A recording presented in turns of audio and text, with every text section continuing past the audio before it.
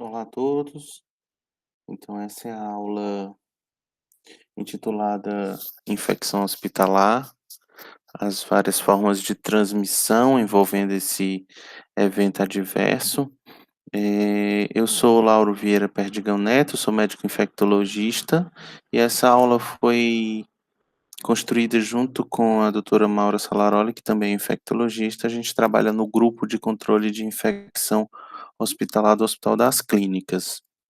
Então, começando aqui pela definição de infecção hospitalar, para que a gente possa discutir à frente quem são os seus causadores e quais são os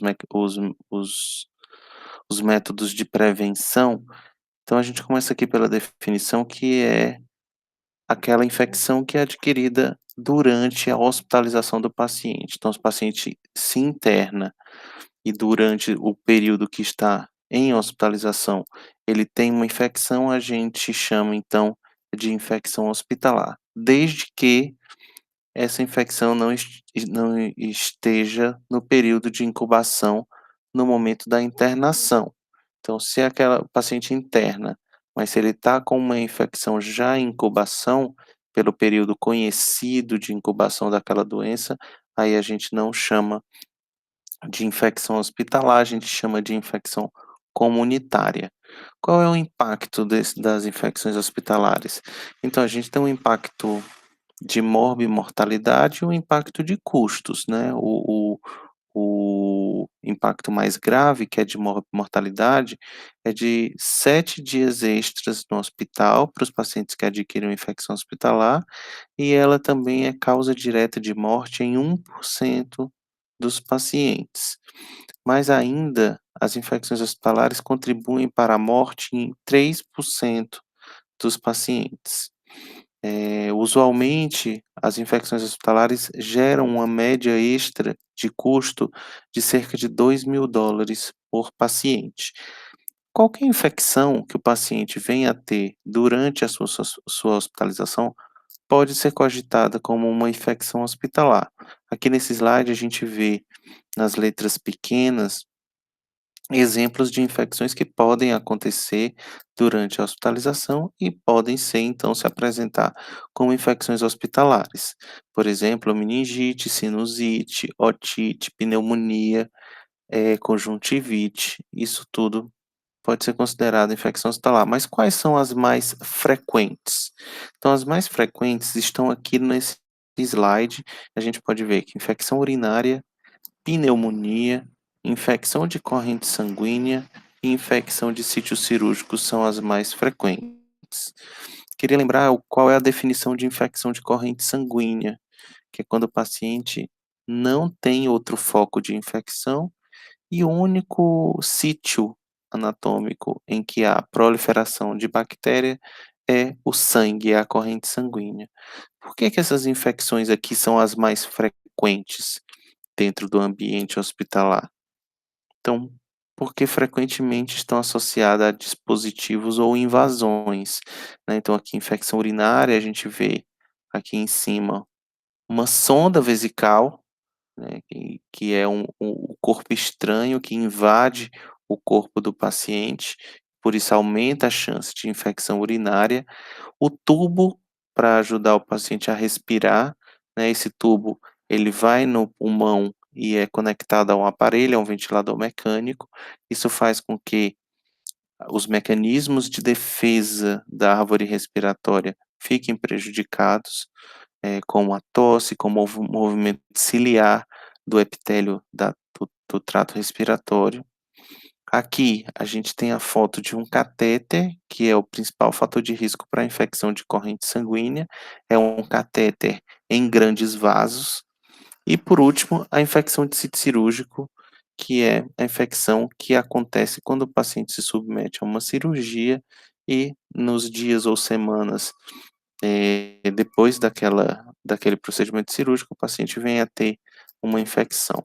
Quais são as mais frequentes, então? De novo, são essas que eu apresentei anteriormente: infecção urinária, porque o paciente frequentemente tem uma sonda vesical de demora, pneumonia associada à ventilação mecânica, já que aquele tubo então favorece a entrada de micro-organismos na árvore respiratória, infecção de corrente sanguínea associada a catéter e infecção de sítio cirúrgico. Então aqui a gente tem algumas fotos mostrando aqui a passagem de uma sonda vesical, apesar de todos os cuidados que a gente deve ter no momento da passagem da sonda e na manutenção dessa sonda, ainda assim há um risco de aquisição de micro-organismo pela implantação desse dispositivo. Aqui a gente vê um paciente recebendo ventilação mecânica, o tubo, né, passando pela boca e, de acordo aqui com a figurinha de baixo, indo até a árvore respiratória.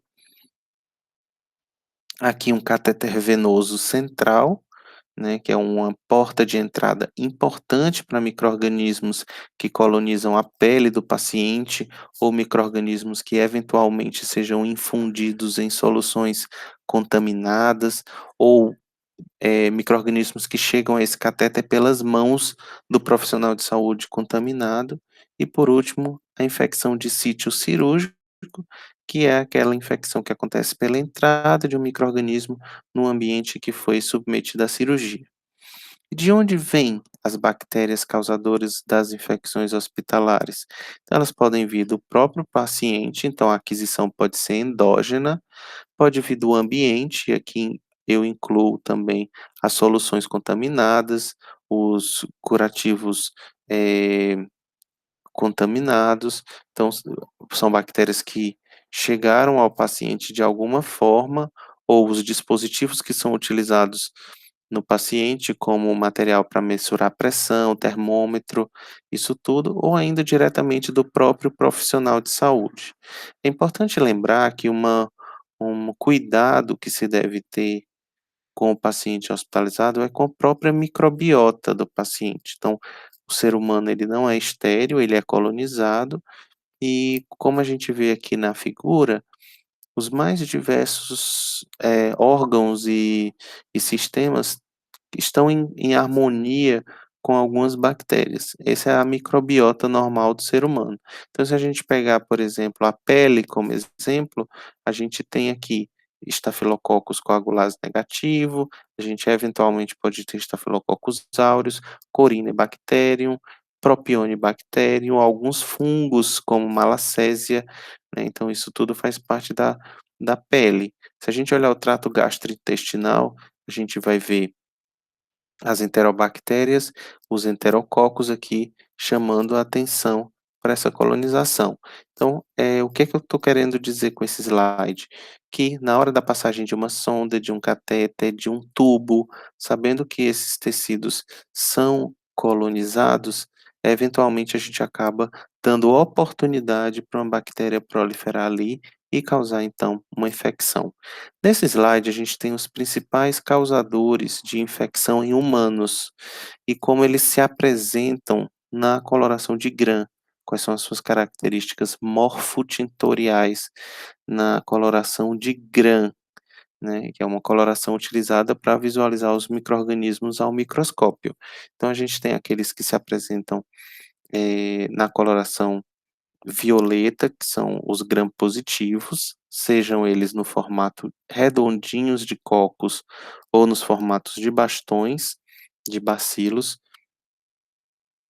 e ainda os gram-negativos, que são aqueles que se coram em vermelho no formato de bastões ou no formato de cocos. Outros micro-organismos causadores de infecção em humanos não se coram pela coloração de Gram e, portanto, aqui estão separados aqui das classificações. Dentre esses, quem são os principais causadores de infecção hospitalar? São esses que estão assinalados no slide. Então, são os estafilococos, os enterococos, as enterobactérias e os bacilos não fermentadores. Então, dentre esse grupo, algumas espécies se destacam, por exemplo, Staphylococcus aureus, Enterococcus faecium, dentre as enterobactérias, a Klebsiella pneumoniae, a Escherichia coli, são espécies frequentemente causadoras de infecção hospitalar, bem como os não fermentadores Pseudomonas e Acinetobacter. O que é que tem complicado o tratamento das infecções causadas por esses micro-organismos?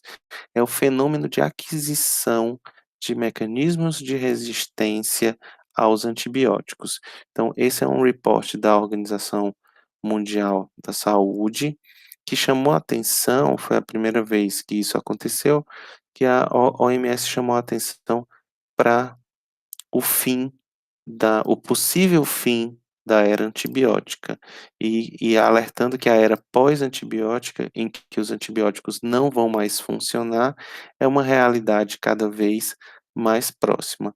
Esses são os dados do estado de São Paulo, que tem 10 ou 11 anos de dados aqui nesse slide, e a gente vê que algumas espécies se destacam nessa galopada crescente contra os antibióticos deles, micro-organismos, como a Acinetobacter baumannii, que em 2005 só 20% dos isolados de sangue do estado de São Paulo eram resistentes aos carbapenêmicos, que é um importante grupo de antibióticos. Hoje, já praticamente 90% dos Acinetobacter são resistentes a esses antibióticos, que muitas vezes são as últimas opções para o tratamento do paciente. E a Klebsiella pneumonia, que é representada em azul, com uma crescente muito grande nos últimos anos de resistência a essa classe de drogas. Então, quais são as medidas de prevenção? Para que servem as medidas de prevenção de infecção, tanto no ambiente hospitalar como no ambiente da comunidade? Eles visam a proteção do paciente e também proteção do profissional de saúde que está atendendo o paciente. E essas medidas de prevenção que eu vou apresentar a seguir, elas são baseadas no modo de transmissão das doenças. Então, se eu quero, determinar modos de prevenção da disseminação de uma doença, eu vou me basear no modo de transmissão daquela doença. Então, por exemplo, se a gente pegar o exemplo da Covid-19, como é que a Covid-19 é transmitida? É por via respiratória, né. Então, a o a as medidas de prevenção vão envolver, ferramentas e estratégias que passam pela transmissão respiratória da doença. Mas aqui começando com o primeiro modo de transmissão, o primeiro modo de transmissão de doenças infecciosas é o contato com sangue e fluidos. Então, qual é o risco infeccioso de ter contato com sangue e fluidos? É principalmente relacionado ao vírus HIV, em 0,3% dos casos de exposição à infecção da pessoa exposta, o vírus da hepatite C, eh em que a transmissão pode acontecer de 3 a 10%, e o vírus da hepatite B, que pode ter sucesso de infecção em 30% ou mais das pessoas expostas. É importante lembrar que o vírus que tem mais sucesso dentre os 3, para infectividade, é justamente o vírus contra o qual a gente tem uma vacina. Então, por isso é muito importante que os profissionais de saúde, eles tenham seu esquema vacinal em dia, para evitar, então, essa complicação.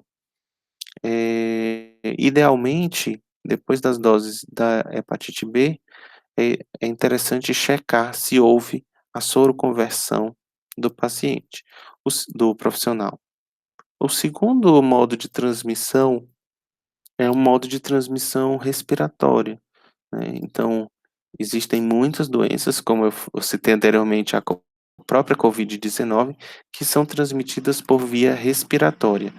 E é importante lembrar que os micro-organismos de transmissão respiratória, eles podem ser veiculados por gotícula ou por aerossol. Qual é a diferença de uma gotícula para um aerossol? É o tamanho. A gotícula é uma partícula de saliva grande, que tem mais do que 5 micra, e o aerossol já é uma partícula de saliva bem menor, que tem um tamanho inferior a 5 micra. Então, algumas doenças, como muitas infecções, respiratórias altas, são transmitidas por gotículas, eu vou apresentar isso no slide seguinte, e algumas doenças são transmitidas por partículas muito pequenas, de perdigotos, que são os aerossóis, por exemplo, a varicela ou a tuberculose. Então, quais são as diferenças entre gotícula e aerossol? Principalmente o tamanho. A gotícula, como ela tem mais de 5 micra, ela consegue viajar um curto espaço de tempo, um pequeno espaço de um pequeno espaço ao redor do paciente que está eliminando essa gotícula com agente infeccioso, elas percorrem até 1 metro e elas conseguem ficar suspensa no ar por um curto período de tempo, então consegue ficar no ar por alguns segundos ou alguns minutos. Já o aerossol, que é uma partícula menor, que tem abaixo de 5 micra, consegue percorrer vários metros e conseguem permanecer no ar por muitas horas. Um terceiro forma de transmissão é pelo contato, seja o contato direto com as mãos do profissional de saúde, como visualizado aqui nessa figurinha à esquerda, mas também o contato indireto pelos equipamentos que entram em contato com o paciente. E por isso é muito importante a higienização adequada desses equipamentos após o seu uso. Então, as medidas de prevenção vêm vem em cima disso. E a primeira medida de prevenção, e uma das mais importantes, se não a mais importante, é a higiene de mãos. A higiene de mãos, se a gente olhar aqui pelo histórico, ela tem uma história curta na do seu estudo aprofundado sobre a sua eficácia na prevenção das doenças, mas apesar dessa curta história, já está muito bem provada a sua importância, né. Então, o primeiro nome que chamou a atenção sobre o estudo das higiene de mãos foi o Semmelweis. Semmelweis era um médico que se dedicou principalmente ao hospital da Universidade de Viena, e ele é considerado como o salvador de mães, porque no hospital em que ele trabalhava, no hospital da Universidade de Viena, ele percebeu que uma unidade tinha muito mais infecções nas mulheres que tinham bebê nessa unidade do que em outra unidade. E o que é que ele percebeu que essa unidade tinha de especial? Que os alunos que faziam o parto dessa unidade eram alunos que vinham de necrópsias. Então, ele se interrogou se tinha alguma coisa sendo carregado pelas mãos dos alunos que estavam indo da sala de necrópsia para a sala de parto. Então ele estabeleceu, como obrigatória a antissepsia das mãos com solução clorada. Ele não sabia da existência dos micro-organismos, ele escolheu solução clorada pelo mau cheiro das gerado pelas necrópsias. E, então ele mirou aqui, na verdade, no cheiro e no odor, e acabou acertando as bactérias. E depois dessa intervenção, de que os alunos só podiam tocar na mulher gestante em trabalho de parto, depois de higienizar as mãos, depois dessa intervenção, a taxa de infecção entre as 2 unidades passou a ficar igual. Então foi o primeiro registro de sucesso de intervenção de higiene de mãos. Hoje a Organização Mundial da Saúde tem essa campanha dos 5 momentos para a higienização das mãos nos cuidados com o paciente, quais sejam: antes de contato com esse paciente, antes da realização de um procedimento asséptico, como a administração de uma medicação ou implantação de um dispositivo invasivo, como uma sonda, um tubo. 3, após o risco de exposição a fluidos, então na hora de manipular, por exemplo, o saco coletor da sonda vesical. 4, após o contato com o paciente. E quinto, após contato com as áreas próximas ao paciente. Por que que as áreas próximas aqui estão contempladas como um momento para higiene de mãos? Porque hoje se sabe que as bactérias que colonizam o ambiente são as mesmas que colonizam o paciente. Então é importante, a higiene de mãos também após o contato com esses ambientes. E quais são as estratégias para a higiene de mãos? ela pode acontecer com o uso de água e sabão ou com o uso do álcool gel. O álcool gel tem discreta melhor um discreto melhor desempenho, porque é mais rápido, ele consegue ficar disponível em mais pontos dentro do hospital e, por isso, acaba sendo a preferência pelos profissionais de saúde. No entanto, ele é equivalente à lavagem das mãos, uma vez que é bem feito, e está contraindicado só para 2 situações, uma em que há sujidade visível nas mãos do profissional de saúde, ou quando o profissional de saúde está atendendo um paciente infectado por essa bactéria causadora de diarreia, que é o Clostridium difficile. Por que que o álcool gel está contraindicado nessa situação? Porque o álcool não mata os esporos dessa bactéria, então a remoção dela tem que ser realmente mecânica, com o uso de água e sabão. A higiene de mãos, ela é uma importante medida que faz parte de alguns combos para evitar, a transmissão de doenças. Então, quando o paciente está internado, a gente coloca o paciente sob uma dessas condições, quais sejam as precauções padrão ou as precauções expandidas.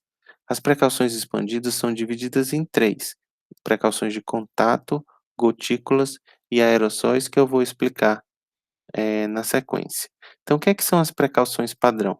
São aquelas precauções que são às quais estão submetidos todos os pacientes, né. Então, a higiene de mãos naqueles momentos que eu falei para vocês anteriormente, e também o uso de equipamento individual baseado no risco de transmissão. Então, se eu vou me expor a sangue e fluidos, eu vou usar luvas. Se existe o risco de respingos no meu rosto, eu vou usar máscara e óculos. E se eu vou ter contato com excretas do paciente ou secreções, isso pode entrar em contato com o meu corpo, eu vou usar então um avental, descartável. Então aqui estão as medidas, são a placa representando aqui as precauções padrão, higiene de mãos naqueles momentos da OMS, especialmente antes e após contato com o paciente, os EPIs, avental, luva, óculos e máscaras, a depender do risco da atividade que o profissional de saúde está fazendo. E é importante lembrar também o descarte adequado dos materiais perfuro-cortantes na caixinha destinada a isso, né, a caixinha tem um tracinho aqui para indicar o limite da sua capacidade para evitar acidentes perfuro-cortantes, e é interessante lembrar que se deve descartar o conjunto, né, seringa e agulha junto, e não só agulha. O profissional de saúde deve descartar ainda com o uso de luvas e respeitar o limite da caixinha. Essas são as precauções padrão, que são precauções aplicadas a todos os pacientes. E agora eu vou trazer uma outra situação em que a gente vai precisar lançar mão de uma precaução expandida.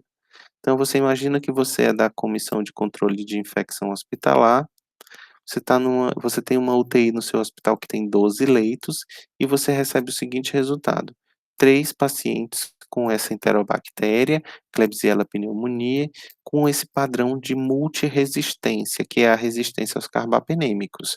São essa classe de antibiótico e é uma bactéria, então, multiresistente. O que fazer? Então, usualmente, para esses pacientes, a gente preconiza que esses pacientes fiquem em precaução de contato. O que é precaução de contato?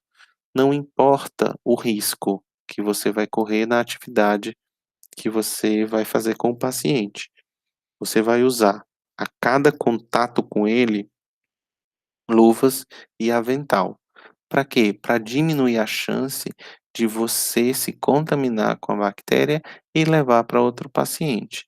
A mesma coisa a gente pensa para os artigos que são utilizados para ver sinais vitais, exame físico ou algumas intervenções no paciente. Como eles podem carregar micro-organismo para outros pacientes, a gente separa esses artigos para uso exclusivo desse paciente com micro-organismo multiresistente. Higienização das mãos não é novidade, a gente já sabe que faz parte de qualquer combo para prevenção de infecção. Idealmente, o uso do quarto privativo, a gente sabe que isso é bem difícil para o serviço público, mas, quando possível, deve ser estimulado, e no transporte conter as secreções do paciente. Então, quando é que a gente usa precauções de contato? Na suspeita ou caso confirmado de doença ou colonização com transmissão pelo contato direto ou indireto. Então, no exemplo que eu dei, paciente com infecção por um patógeno multiresistente, mas também para outros micro-organismos em que a transmissão pelo contato é muito eficaz, como, por exemplo, o vírus sincicial respiratório. É o local de internação, idealmente quarto privativo. Se você não tiver quarto privativo, tem que pelo menos garantir a distância adequada entre os leitos, de 1 metro, e realizar a troca da paramentação entre o atendimento aos pacientes. Então a gente já viu até agora as precauções padrão, aos quais todos os pacientes estão submetidos, a precaução expandida do tipo precaução de contato, e agora a gente tem uma nova situação. Paciente de 30 anos, que obviamente não é o da figura, com queixa de febre, vômitos, dor de cabeça há 2 dias e ao exame desorientado e com rigidez de nuca. Então esse paciente tem suspeita de meningite, o líquor dele foi analisado pelo laboratório e foram vistos esses micro-organismos que são esses cocos bem pequenininhos, na ponta da seta a gente vê alguns exemplos, eh, e isso é bem característico de meningite meningocócica. E o meningococo, ou a Neisseria meningitidis, é transmitido por gotícula, que são aquelas partículas grandes de saliva que eu apresentei. Então esse paciente, ele deve ficar em quê? Em precaução para gotículas. Isso prevê que o profissional de saúde utilize máscara comum a cada contato com o paciente. Vai entrar no quarto do paciente, uso então de máscara, comum ao entrar e até o final do atendimento ao paciente. Idealmente, esse paciente também tem que ficar em quarto privativo.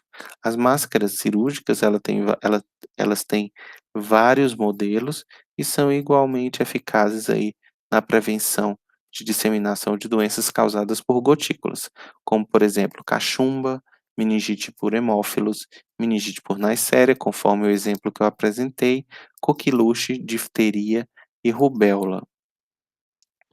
Uma última situação é você estar no pronto-socorro e atende uma paciente com 42 anos, emagrecido, soro positivo, morador de rua, com tosse há 3 meses, emagrecimento, febre vespertina e sudorese noturna.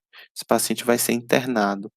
Em qual das precauções você vai colocar esse paciente? Então, o profissional de saúde, ao atender esse paciente, o que é que ele vai fazer? Ele precisa usar algum EPI, algum equipamento de proteção individual? Sim, esse paciente tem uma suspeita de tuberculose, e como tuberculose é transmitida por aerossol, a exemplo de sarampo e varicela, então esse paciente vai ficar em precauções para aerossóis.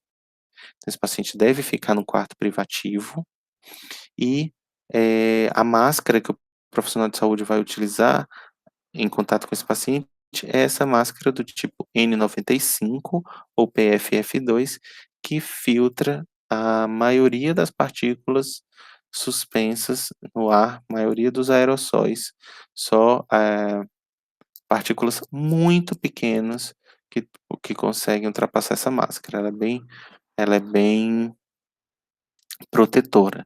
E esses são os formatos em que ela se apresenta e igualmente, então, eficazes para a prevenção de doenças transmitidas por aerossóis. Então a gente coloca o paciente em precaução para aerossóis quando a gente tem uma suspeita ou percebam que na suspeita a gente já deve colocar para antecipar o risco, ou um caso confirmado de doença por transmissão por aerossóis, como tuberculose, sarampo e varicela.